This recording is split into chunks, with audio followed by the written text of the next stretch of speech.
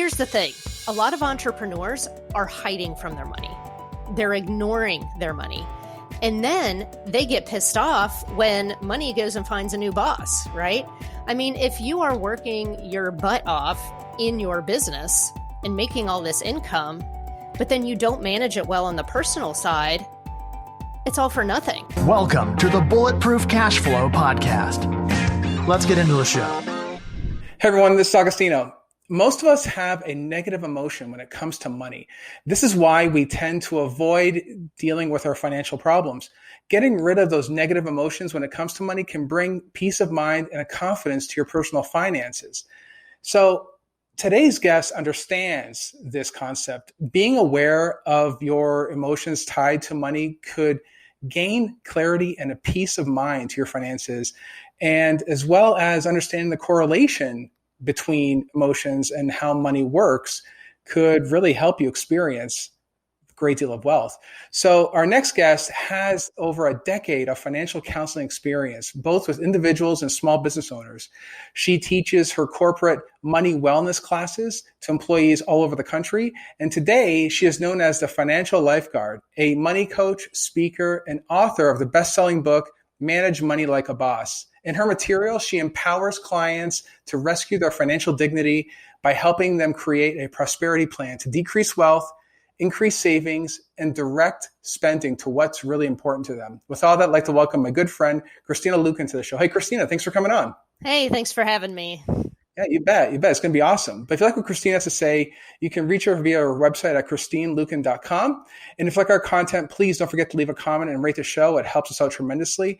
And of course, if you like to download material, you should definitely check out our free ebook, The Bulletproof Guide to Finding a Broker. If you text the word freedom to 202-410-4202, you'll go ahead and get that free ebook. Okay, Christine, go ahead and tell listeners about how you got started with all this. Yeah, so I did not get into helping people with their money because I've always done things perfect. In fact, it is quite the opposite. 20 years ago, when I was 26 years old, I hit financial rock bottom despite having an accounting degree. I owed 3 different payday lenders money. I was behind on my car payment. I had collectors calling me. And I was actually working as the accountant for my family's business. So you're thinking, okay, so how did you get into this mess, right? You've got an accounting degree. How could you not be managing your money wisely? Well, it's because I allowed my heart to hijack my wallet. I was engaged to a guy who had horrible money habits. He was in and out of jobs and in and out of jail. And I thought if I just loved him enough that he would change. And he did. He got worse. So after spending 7 years with this guy, I finally realized that he was not going to change and things were not going to get better. And yet I found myself in this place of not even having enough money to move out. My credit was completely trashed. I had no money in my savings. And so I ended up back at my parents' house. And there was a lot of embarrassment and there was a lot of shame around that whole situation because of anybody, I should have known better. You know, I had an accounting degree. I was actually working at my family's business as the accountant doing the multi-million-dollar budget for this machine tool company. And yet I was bouncing my own checks at home. So I had to learn the hard way that it's not just what you know. There are things that can block you from doing what you know. And those things are what you think about money, what you say about money, your emotions around money, even your early experiences around money, you know, the way things were modeled for you as a kid. That all affects how you interact with your finances, despite what you know in your head.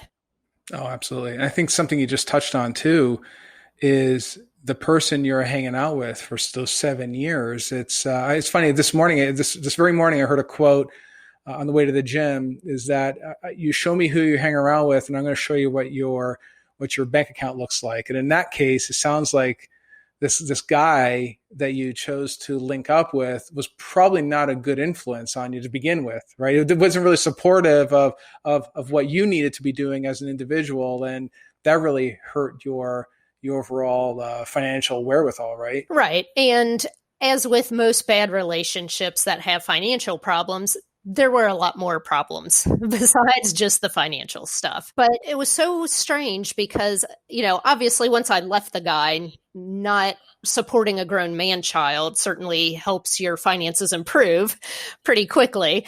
But I remember driving to work probably about a year after I left. And the thought struck me that I couldn't remember the last time I worried about money. And that was such a shock to me because the previous 7 years, that was all I thought about.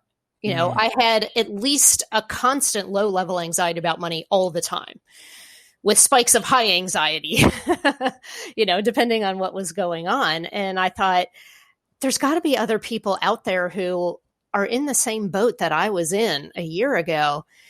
And they don't even realize that there's another way to do this. Like they don't even realize it. And, I wasn't even completely out of debt at that point, but I had my plan, I was working my plan, and I was seeing tangible progress. And that gives you such a deep peace of mind. But you know what though, Christine, when we're building a business, a real estate business, as real estate entrepreneurs are probably listening out there right now, getting that right team around you, something we talk about numerous times on the show, is super important, but also the team that's inside your very home, your support system, right? Your family, your friends. And if they're not supporting you, that's a serious issue. I mean, they could really drag you down. And the show's not about how to get rid of your spouse and what is it, 100 ways to leave your lover or whatever that song was, right? It's not about that. This is not about that at all. But what it is about is really surrounding yourself with the right people and then building and creating that plan. So it sounds like the first major step for you was getting away from a person that really didn't, you guys didn't see eye to eye, obviously on a variety of different things. And money was a key aspect. It's also one of the reasons why many couples break up, actually. So it isn't like we're covering something that's taboo here, but it is, well, maybe it is taboo because many couples don't actually talk about money, right? It's usually the last thing that comes up, right? Yes. Yeah. I always tell people, you got to get financially naked. And you should be doing it before you get married. And a lot of people don't. Yeah. So, and you're right, that can affect how you do in your business. And that's why I was so excited to come on here, because a lot of my clients are entrepreneurs. They have their own business. Some of them have very large, successful franchise businesses, and yet their personal finances have just been neglected, right? And I think a lot of times as entrepreneurs, we put so much effort and so much energy into our business and making money in our business, but we're not managing our personal finances like a boss, right? We're just kind of flying by the seat of our pants. Maybe we're even letting our spouse handle things and not really, having a joint plan together with our spouse about where we want our personal finances to be taking us. Yeah. And how you do one thing is how you do everything, right? So if you're not managing your personal finances well, it's hard to manage your business finances well. Well, you know what though? I think there are people that really love to do deals, for instance. There's plenty of those people that I've interviewed on the show, of course. And I know personally, outside of this whole media thing that we do here, that just love doing deals. They love putting together deals. They love dealing with lenders and structuring deals and doing all that fun stuff. But when it comes to their personal finances, they'd rather not talk about it because they know it's a complete and utter disaster. But fortunately, you have some knowledge and abilities to help with this, right? Yeah, yeah. Well, and one of the concepts that I teach people is that money can be your best employee or your worst nightmare, whether we're talking in your personal finances or in your business finances. So, a lot of us probably have employees. And if not, we've been an employee at some point in our life. And so I always tell people, like, how weird would it be if when I was in my old job, if I went into my boss's office after lunch and I said, "Hey, Scott, I'm finished with everything that's on my plate. what do you want me to do this afternoon? What project do you want me to work on? It would be so weird if he hid under his desk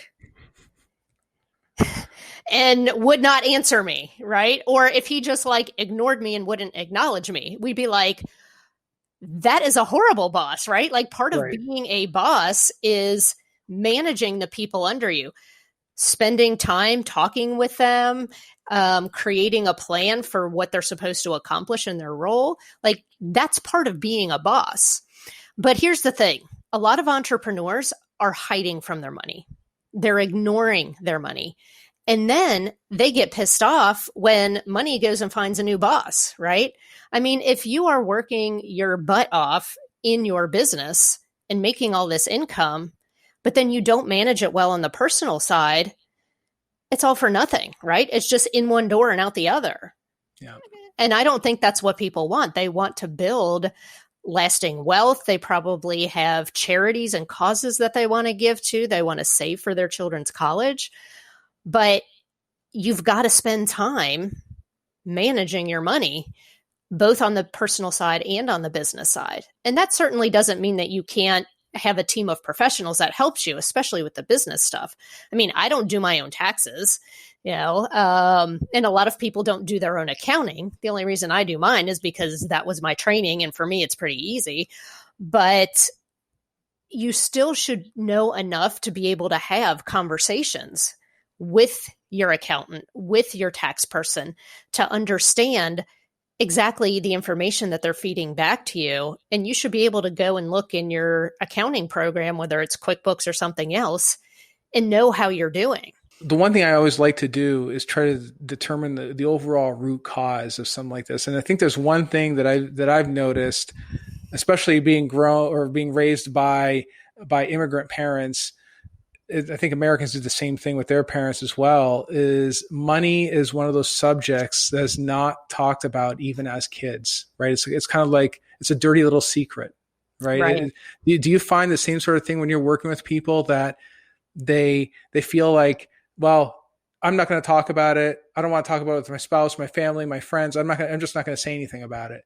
Do you find that that's one of the reasons that people get into these predicaments today? Yeah. I mean, it's so weird because we interact with money daily, right? Once we become adults, we interact with money daily. We spend money, we're making money, we're paying taxes, and yet we don't teach it in school. We don't teach it to our kids, but yet as adults, we're expected to know what we're doing.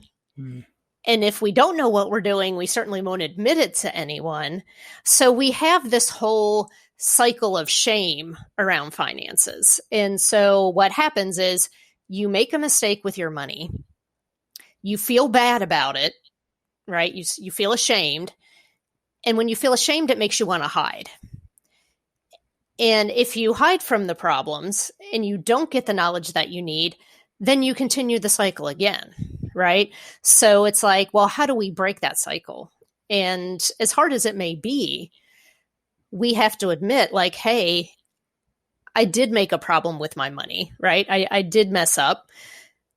But doing something wrong with your money and being a bad person because you've done something wrong with your money, those are two totally different things, right? It's a matter of whether we're going to internalize it. It's like, oh, I did a bad thing, or I am a bad person, right? And so I had to learn that lesson for myself to say, okay, I've made these mistakes. And for a long time, I beat myself up over those mistakes. And when I was writing my book, Money is Emotional, Prevent Your Heart from Hijacking Your Wallet, that's where I divulged all of my dirty laundry, in addition to kind of the solution for that, how do we learn how to harness the power of our emotions, so that we can actually achieve our goals and feel good about our money. But it's like, in breaking that cycle, we have to admit that, yes, we've done something wrong, but then it's like, we do have to reach out and say, I need help. I need more knowledge. And today, I mean, there's so much information available, right? And so it's like, nobody really knows how to manage money. And yet there's all this information out there, but because people feel weird and shamey about it, they don't even look at it. They continue to ignore it. So my goal is to break that cycle and to be talking about finances more, to destigmatize it, to say this is something we're supposed to be talking about. This is something we're supposed to be having healthy conversations about with our friends, with our spouses, and with financial professionals. Like, that's what we're here for, is to help educate and empower people. And that's probably the biggest hurdle, is getting people to come and say, I need your help. Almost every single client that I coach, they always say like, oh, I was feeling embarrassed about reaching out to you. I thought you were going to judge me. And then I read your website and, you made it very clear that you weren't going to judge me. So I took that chance and called you. Yeah. Well, I think what's also important to realize is that, like you said, there's a ton of people out there that offer all kinds of financial advice, but everybody's got a different formula out there. Like, there's guys like Dave Ramsey. Not that I'm going to rail on Dave Ramsey, but I think if anybody knows me, I'm not a big fan. I guess it depends on what you're trying to do. If you're an entrepreneur listening to this right now, he's going to say, "Oh, debt is bad. Avoid all debt. Stay away from it," which is terrible idea. If you're gonna be buying an asset, I'm in the middle of buying an asset right now. We're gonna have to get $8.5 million loan on this thing. That's a lot of debt. We're going to leverage it. That's what we do, right? Right. That's one deal. So he would recommend not to do that. But if you want to build wealth the way that we're doing it in the world of real estate, that is what needs to be done, right? So I think that's one of the benefits that you have, is that you're developing solutions for that individual. You're not just creating a blanket across an entire country, like a good friend Dave does. And again, I'm not berating him or anything else like that. His program has helped a lot of people do what they want to do. But I think if people are listening to this message in this podcast, they are looking for a solution, or they're looking to either become a real estate entrepreneur, or they already are a real estate entrepreneur, want to build even more success. So maybe we can talk a little bit about that. Maybe there's someone out there right now that doesn't know where to get their money and how to get their money right. What sort of things would you help them with, or how do you help someone like that? Yeah. Well, and it's interesting you say that, because I kind of refer to Dave as my frenemy, because I actually got my training from his organization years ago. But perfect. I have diverged quite a bit from his philosophy, because he doesn't address the emotional side of money. Right. And the best way that I can describe it is that, your subconscious mind is so powerful. And I don't think people realize that, your conscious mind processes about 40 bits of information per second. Your subconscious mind processes 40 million bits of information per second. And 95% of your actions are governed by your unconscious mind. And so we have all this programming that we have stored down in our unconscious mind from childhood, from different experiences that we've had, that basically say, these are the rules of how you interact with money. So since you're in real estate, you'll love this analogy. I call it your money blueprint, right? All that stuff that's in your subconscious is your money blueprint. So if you have a blueprint for a ranch house, I don't care how hard you work. I don't care how fast you work. I don't care who you hire. You are never going to get a 2-story house with that blueprint. The only way you're going to get a 2-story is if you go back and you fix that blueprint. And the problem is there's all these people out there who want to build the equivalent of a 2-story financial house, but they're operating off of a ranch blueprint. And the problem is they don't even realize that they are operating out of this ranch blueprint. And so that's when they enter this money shame cycle, because they think, what's wrong with me, right? They might see somebody who actually completes Dave Ramsey's program, and maybe like they were in the same class together, right? And they see this one couple just like take off and run with it and do really well with it. But then they fall off the wagon and they just can't make themselves do it. And so they say, what's wrong with me? And that's the wrong question to ask. The right question to ask is, what happened to me? What happened to me that is causing me to interact with my money in this way? Because if we uncover the blueprint and we correct the blueprint, then the actual actions become much easier. I always tell people, it's like mindset is like the accelerator. It's like putting a rocket booster on your finances. If you can explore and figure out what are the things that are holding you back and rewrite those programs, then doing the right thing almost becomes effortless. And that's really the secret. That's really the secret to what I call lasting financial dignity. And I love the term financial dignity so much, I actually had it trademarked. I like that. I like that. But you know what though, Christine, it sounds like though you're digging deep into the psychology first. I mean, that's your first approach, like you said, because it's all based on emotion. No, I am a super big believer in applying psychology into this type of business. I mean, again, if anybody follows the show, they know that we're really big on cognitive biases, understanding the sales process to not only pitch investors, but also pitch a seller on why they should sell you a deal, pitch a buyer and why you're the most qualified person to buy. All these different things are all based around psychology. So this is certainly no exception at all. I mean, this is once you begin to understand what makes someone tick from the financial aspect, now you can define, okay, let's try to compensate for that, for the, I'm not going to call it a deficiency because that's probably the wrong term, but I guess handle whatever it is that the blockage is that's going to prevent you from getting the success that we all want. That's probably the most accurate way to put it. I mean, I call it bad programming. Like somewhere down the line, you got bad programming. And it's so interesting because some people are like, oh, what happened in my childhood? That doesn't really matter. Like I'm grown beyond that. I've grown past that. And what is so interesting is that, and you'll appreciate this because you have kids, when children are 6 and under, their brain waves are vastly different from yours and mine as adults. It's primarily in a state called Theta. And adults experience Theta in that space between sleeping and waking up and under hypnosis.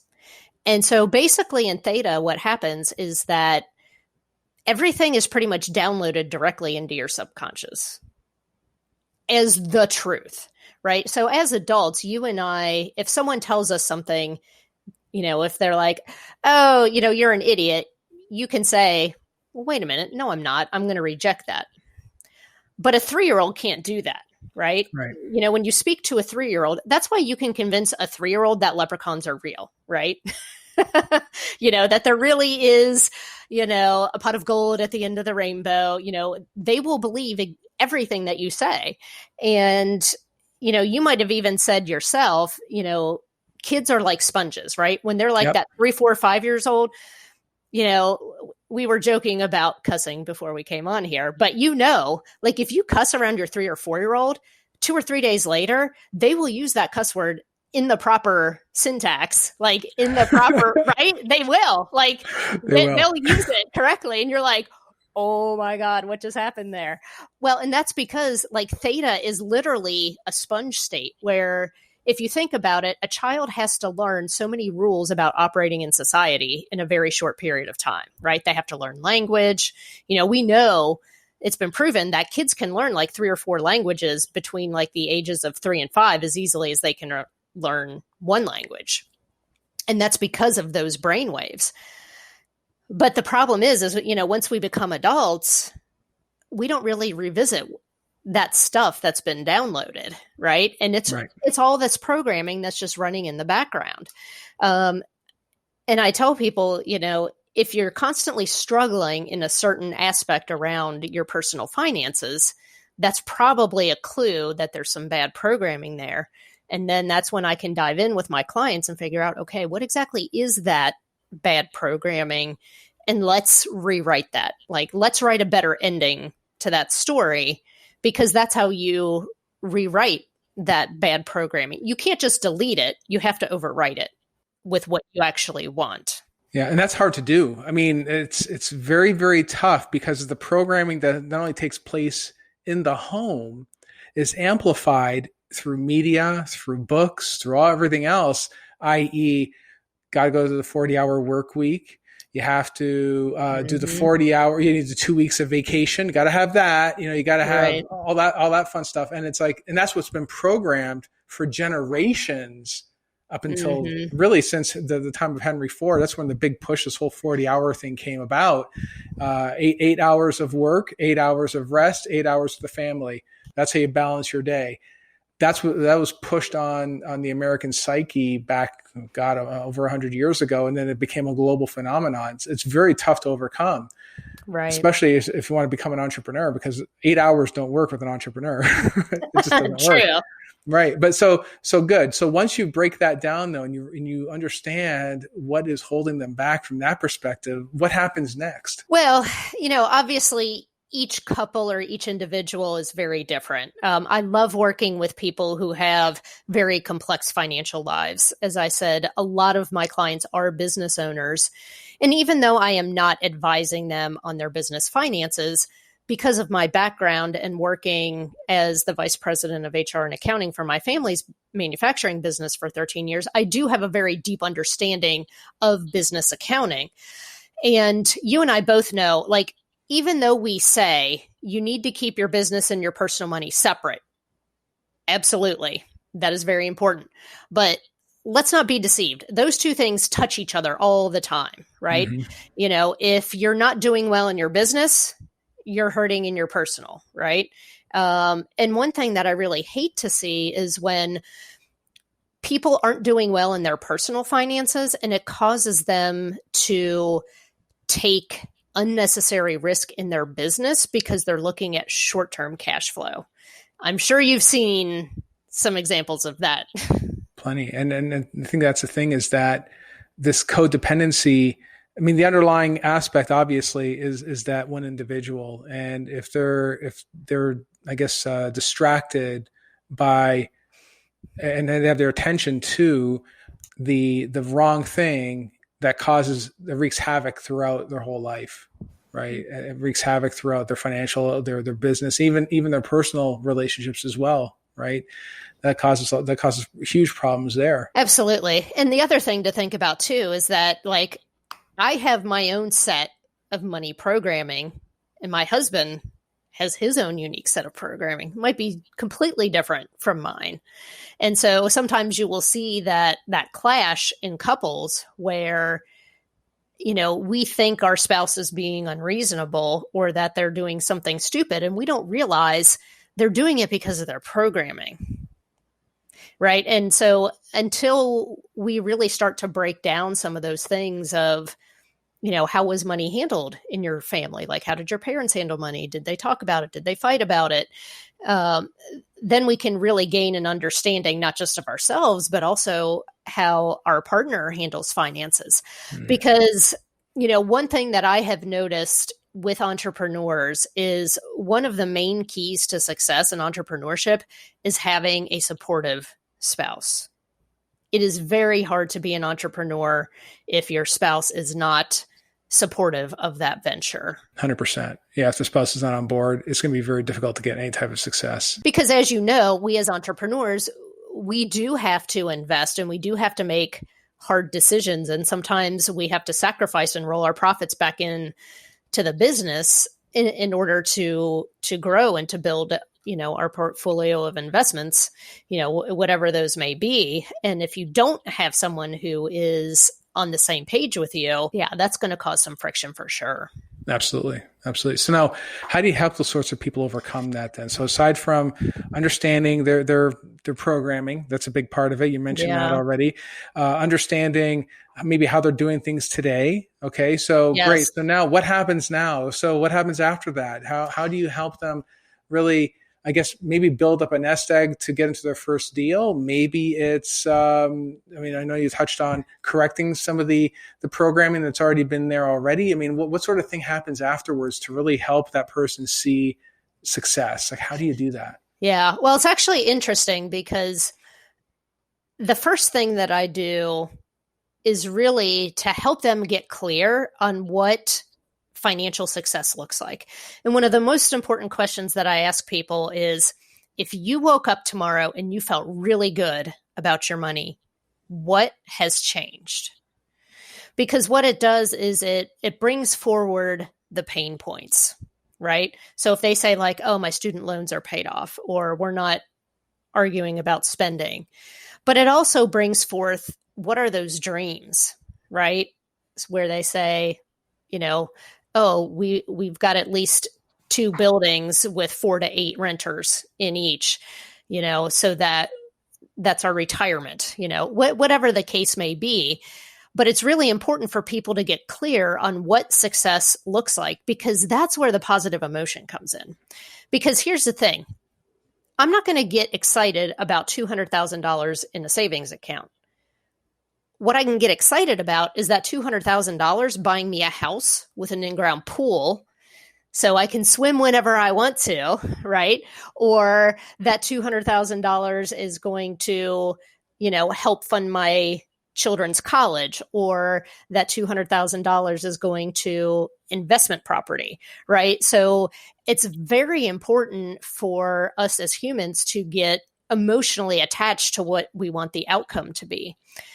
Because when we know why we are making the changes we're making, it makes it so much easier. So if I just tell you, like, you're going to have to cut your spending by $500 a month, and, you're going to have to pay X amount extra on your Visa card every month, that's not something that you're going to get excited about, right? But if you want to take a dream trip to Hawaii, you want to surprise your wife for her anniversary, for your anniversary, and you want to take her on this 10-day trip to Hawaii, like, that's something that you can get excited about, right? And then you're like, well, of course I'm going to, you're going to help me figure out how to redirect my spending away from stuff that's not really important, so I can direct it towards this vacation because this is important to me. See, it sounds like you're actually tying it to a specific goal. Absolutely. Is what it is, right? The goal setting aspect is super huge. I mean, what I do, I write my daily goals out. I write out, I have my vision affirmations as well that tell me what my life's going to look like in 10 years, or what I want to see happen in my life. And I work to manifest it, because it's like what you said about programming your subconscious. You can program it too. You don't have to wait to do it. You can do it. It takes daily work, the same way it does when you have breakfast or go to the gym. It requires maintenance. So does your mental stability to help build all that. So that Absolutely. part is, it's absolutely huge. But no, I agree. I mean, the only way to you can't just say, oh yeah, well, you have to save $500 a month. It's more than just that. It's more like, what do you get? What is the overall goal, and how's it going to benefit you, your life, your marriage, or whatever it is? And that's huge. Yeah. I mean, without that, the why is not defined, you're not going to do it.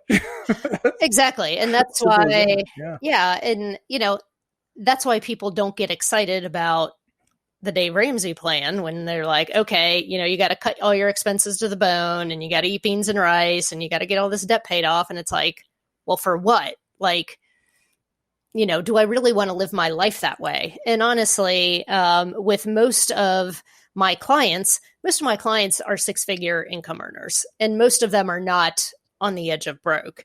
They just know that based off of the amount of income that they have, they should be doing better than this. Like they should have more saved. They should have less debt. And I'm a firm believer that, we can have portion controlled fun while we are achieving our goals. We should be able to enjoy life while we are making measurable progress towards those goals that are really important to us and to our family. Yeah. And I think that it's that sort of thing where you're establishing those goals, you're following through, and you are creating that plan up front. That part is 100% 100% has to get done. And I think it's probably where the biggest financial education, not only at home, but also in the educational system, falls flat. And, but fortunately you're able to help people with this. I mean, you've written books about this. You obviously have programs about this. You've done this in the past already. So talk a little bit about how you're helping people these days, aside from some of the examples you went through. Like, what all are you doing, you and your team doing, to helping people maybe achieve their financial goals? Maybe it is to help build their business. Maybe it is to get into a first deal, or whatever the case may be, as it relates to the financial side of things. Yeah. Well, like I said, it's different for each individual client, what exactly they want to achieve. But the interesting thing is, within the past year, I have started to have other financial coaches come to me and other financial planners come to me and say, will you teach me how to address the emotional side of money with my clients? So at the beginning of the year, I launched my course, Foundations of Financial Dignity, and it is targeted at other financial coaches and other people who are in the financial fields, like financial planning, CPAs, even bankers, for them to learn and understand all of that stuff that I talked about, like that goes on under the surface.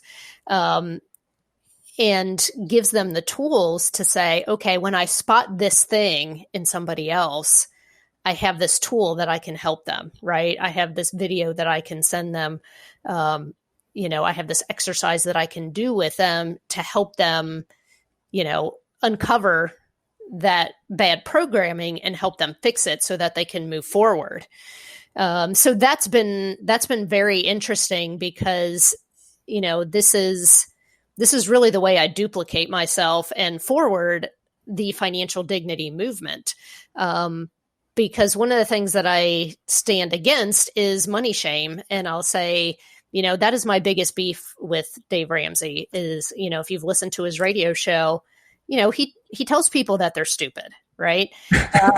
He does. I mean, he does. And it's just like, I know it's media, right? I mean, obviously, if he was just all sweet and loving, there probably wouldn't be the ratings. But at the same time, it's like when someone comes to you for help, it's hard enough to come and say, dude, I've messed up, right? What should I do? Right. Especially on national TV or radio. Yeah. You're going to bare your soul in this guy. He's going to call you a moron and in front of how many ever listeners he has. It's ridiculous. I know. And so for me, it's like, I want to raise up a generation of financial professionals who stand for financial dignity, who say, look, I know this is sensitive. I know you feel bad about this. I'm going to help you overcome this, because shame makes us want to hide from the problem. And if we hide from the problem, it's never going to get any better. Yeah. And so that's really what I'm most passionate about, is shining light into the financial darkness of others and saying, it's okay. Like, I've been there. I'm like, dude, like, nothing that you tell me is going to shock me, because either I've done it or I've had a client who's done it. And, I know it feels like you're the only person in the world who has screwed up this bad with your money, but I promise you, you're not alone.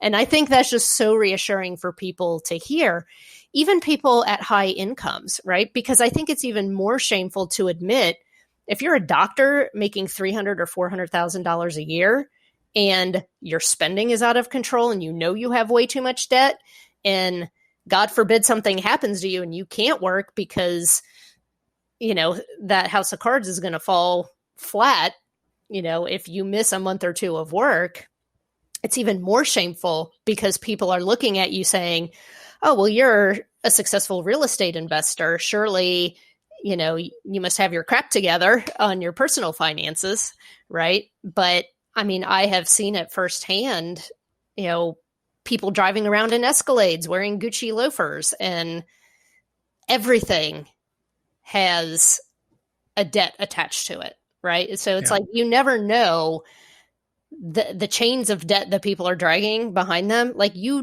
can't tell by looking at them, right? I mean, there might be some guy in a plain a plain t-shirt and beat up gym shoes walking through Walmart who's worth $3 million. You can't tell by looking at people. That's right. That's right. But you know what though? The thing is, I think you're absolutely right that there are millions upon millions of people that have their current financial setup, their personal stuff is a complete disaster, but people just don't know of it. They only know of one very, very well. That's their own, right? Their own that's messed up. Yeah. But you're absolutely right. I mean, I have friends that are doctors and lawyers, and of course they work for big firms, they work for hospital systems. Financially, they should be doing great, but you know what? They spend their money on other things, like you said, and they're not liquid. They're just not liquid. And does it make them a bad person? Absolutely not. Absolutely not. Right. It's that education that, unfortunately, most of the people who have been listening have been saddled with from when we were all kids, myself included. And it took, for me anyway, it took a lot of pain to overcome it. That's another way to break out of the cycle, is to experience a high degree of pain, which as an adult is probably the only way to change a habit. Is unfortunately you got to experience a whole lot of pain. In your case, I mean, in your personal story at the beginning, it took the pain of a breakup and the pain of being with someone that just weren't compatible with. That's what it took. I'm sure thousands, millions of people experience the same sort of thing, but there is help for you, which is the great thing about it. You know, there's plenty of people out there that can help you overcome this. And even if you're looking to figure out how to get money to get into your first deal, well, first you have to get your internal financial house in order before you can actually do anything more, right? Right. Well, I'm so glad that you said that. And, occasionally I'll have somebody say, what's your biggest piece of advice for someone who's starting a business? And it's this: get your money shit together on the personal side. Mm-hmm. Minimize your consumer debt. Any debt that doesn't have an asset attached to it, let's get that paid off. Let's get your reserves plumped up. Let's make sure we get your cash flow optimized. I mean, even if you have to put off starting your business for a year so you can get your personal financial house in order, it's going to give you a longer financial runway.